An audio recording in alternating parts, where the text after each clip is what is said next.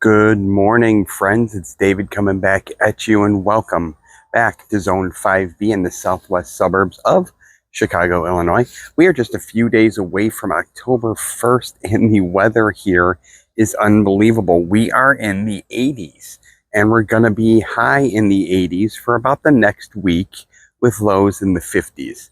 So our summer kind of keeps dragging on there, but I am ready to wrap up a lot of my summer gardening. So I want to take advantage of the weather today to get the last few things done. And I want to show you guys around to let you know what's going on. So on my deck, I do still have some planters on the deck that are doing pretty well. I still have tomatoes. I have a bell pepper over there that's developing. I came through and did a lot of heavy pruning of these. I kind of let those go a little this year, neglected them a lot, and they still produced for me. So I did some heavy pruning, and they're still doing okay, but I am going to kind of wrap those up in this container here. I do have some mint. I put mint in half of it, spearmint in the other half. I have strawberries there.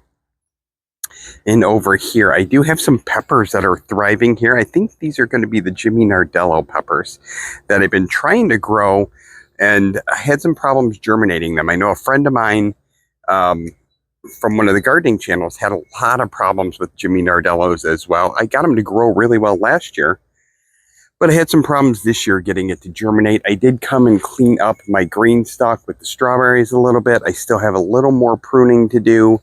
And then I want to get some straw mulch in there. And I'm probably going to try to keep that in my greenhouse over the winter to protect it from some of the coldest colds that we're probably going to get here. As far as my lavender, I did take a lavender cutting that I wanted to try to repot. So I have that planted here. Lavender can be a little bit finicky when it comes to germinating it from seed.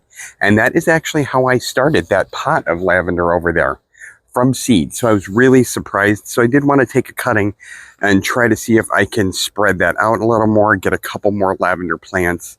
And then I want to put these in the front planter area right outside the front door with the rose bushes. My daughter and I went through, we weeded there, we pulled a lot of stuff up from there.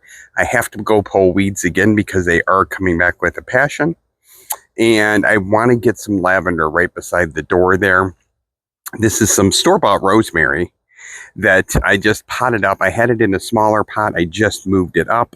And then the newer buckets that you guys just saw me start a couple weeks ago, the bunching green onions are coming up already. I do have a few carrots. Might not be able to see it, but there's a carrot there and there. And then I have a couple of carrots in there as well. As far as everything else on the table goes, I do have several containers of strawberries. And this is the bucket of all the runners that I had to cut off the strawberries this week. So they are just running like crazy, trying to propagate themselves. This is lemon balm that's still doing really well. And then over there, I have another pepper. I believe that's going to be the cayenne pepper. You can see the peppers kind of pointing straight up in the air, just waiting for those to turn red.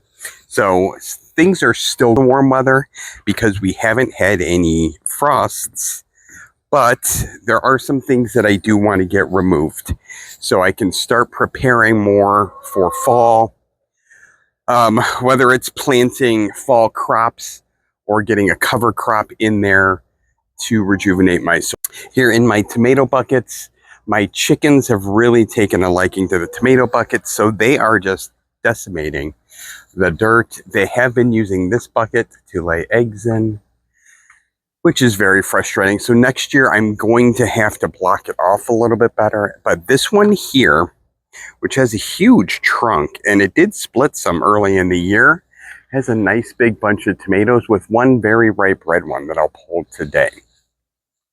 And then over in my other tomato bucket, I do have all my tomato plants here. There are still a lot of green tomatoes, so I'm probably going to let my tomato buckets go just to see what ripens up for me before I get all of them. And then over here in the raised beds, You guys have seen a lot of the work that I've done over the last couple of weeks. I did pull out those ground cherries, which were just enormous. I pulled out the cucumbers, which were enormous. So all I have left in here now are my gigantic basil plants. These are basil. That one's a basil. I have my grapevines, which are of course going to stay in the ground. That is my purple. I believe it's a Chandler grape. And then over here, this should be my Lakemont grape. That's going to stay in the ground. I do have a strawberry that I transplanted here, which I'm probably going to leave. And then that was a bean plant that I will get pulled up. So I do want to get the basil pulled out of here. It grew so well this year, but I'm not going to try to keep it over the winter. I'm probably not even going to take any cuttings of it, just because basil is one of the things that I've always had a lot of luck starting from seed and growing in general. And over here, this is all my asparagus. You see all the ferny fronds here, and down here you can see here's a baby asparagus, which I'm kind of surprised because this is only year one. I just planted those in this spring. On this side, I did have some more. I believe this is the blue basil, which has an awesome fragrance, but I'll get that cut out. And then in my other bed, I do need to harvest my potatoes. And one of the things that happened for me this year was I lost the hoop house to this garden bed.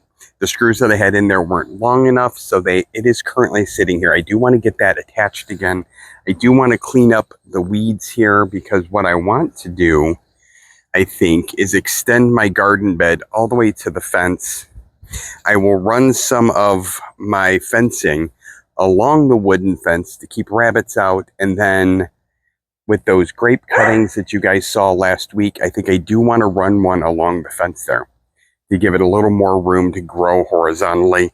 These, I think I'm going to try to train vertically, because I do have this huge arch that I had bought. So I think I'm going to try to train these horizontal or vertically next year, train them up the archway, and that way they can grow and kind of dangle down. And over here in my other garden bed, I did come through just a few days ago and I collected all the peppers that I saw that were ripe. I do still have some on there that are ripening, but I had so much luck with these pepper plants this year that I want to try to overwinter a couple of them. So following the video that Brian just posted, I think it was on his Next Level Gardening channel, I am going to prune probably a banana pepper. And then I will probably also prune my First Taste hybrid, which is the orange one. And then my blot pepper, which is the one that I was getting the large kind of purple and white peppers from. I think I'm going to prune those, repot those, and bring them in the house. So peppers are perennials. If you live in a warm climate, you can leave it in the ground, give it a little protection. I don't live in a warm climate. So what I would have to do is do a massive prune of the pepper plants, repot it in a smaller container, and then take it in the house for the winter. The idea isn't for me to grow peppers over the winter. It's to keep the plant alive. So next spring, when it starts to warm up, I can bring those out and I'll have a head start. I'll have fully grown plants that just need to leaf out and fruit. So it should really jumpstart my pepper season next spring. And then here, you see, these are going to be cayenne peppers also. This was something that I put in later than everything else. It is not a very big plant, but it is fruiting. So I want to get a couple of these big plants cut down, get them repotted to move in the house. I want to reattach my hoop house. I want to go through my potato bags just to see if I have any luck with the damage that the chickens have done. back there, the chickens had started to harvest my sweet potatoes for me. So I did only get a small handful of sweet potatoes out of my sweet potato bag, which was a little disappointing because I do really like sweet potatoes. But I live and I learn. So next year, I will definitely move all of my potato bags into the fenced-in raised bed area so the chickens aren't able to get to them at all.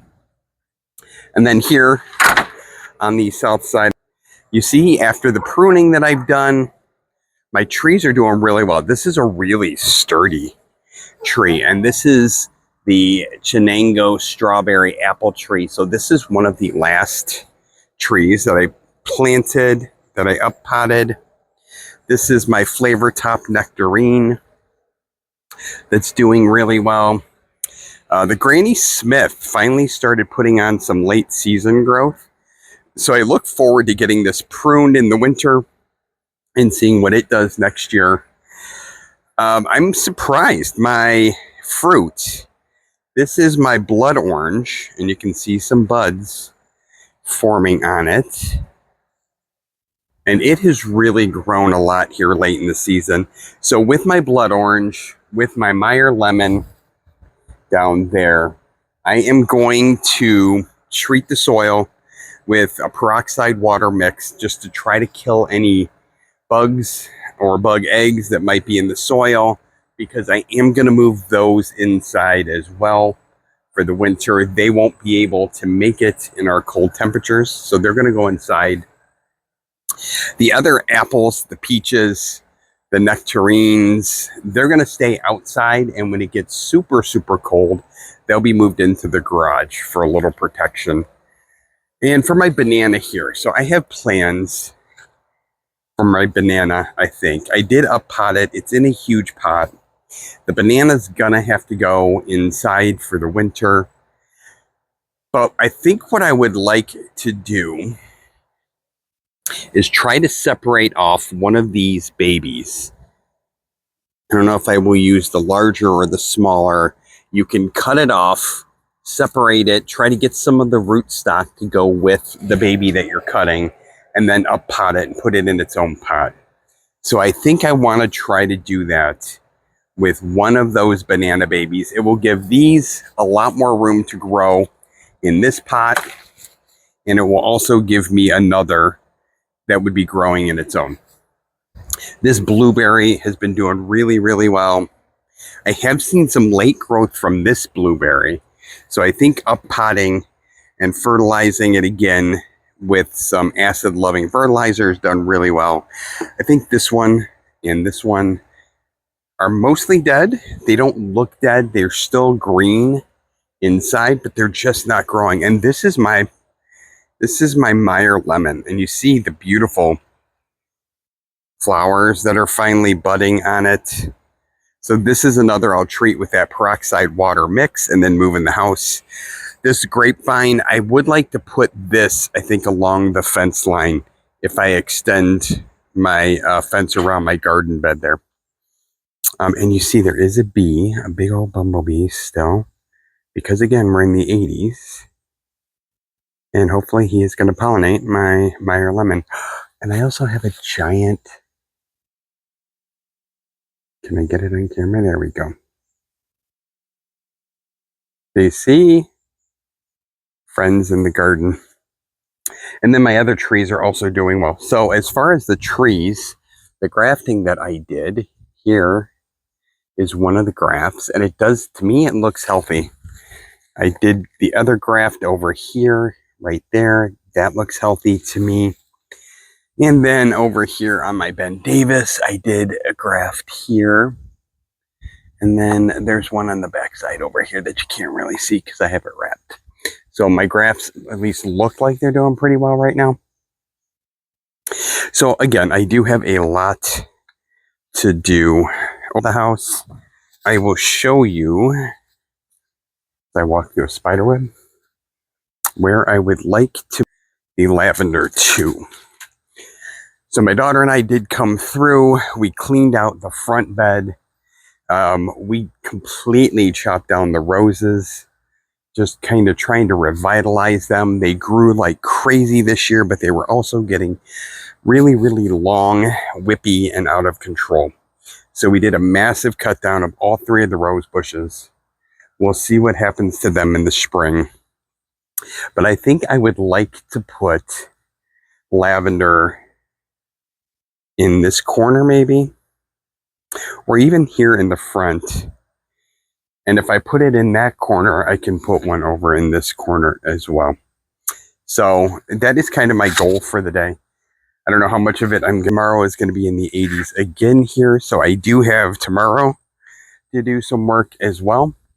But I'm going to keep you guys along for the ride today. I don't know how much I'm going to film while I'm doing it, but I will at least you guys all back to show you the results when I am done. So stay tuned and wait to see how much I get done today. I'll be back in a little bit, guys. Right, welcome back, everybody. I did get started. I wanted to start on the peppers, and I wanted to share with you guys. Oops, sorry about that. I wanted to share. So as I'm going through, I am finding a bunch of peppers. Peppers are one of the things that you can eat pretty much at any stage of ripening. So most of these are the first taste hybrids, which are that orange color when they're ripe. But I did pull some that are non-ripe to see how they taste as well. I did just pull up one of the pepper plants because what I want to do is save one each. So this is the first taste hybrid. This is the blot pepper, and then I will go over to that corner and pick out the best of the banana peppers to keep as well. So for overwintering,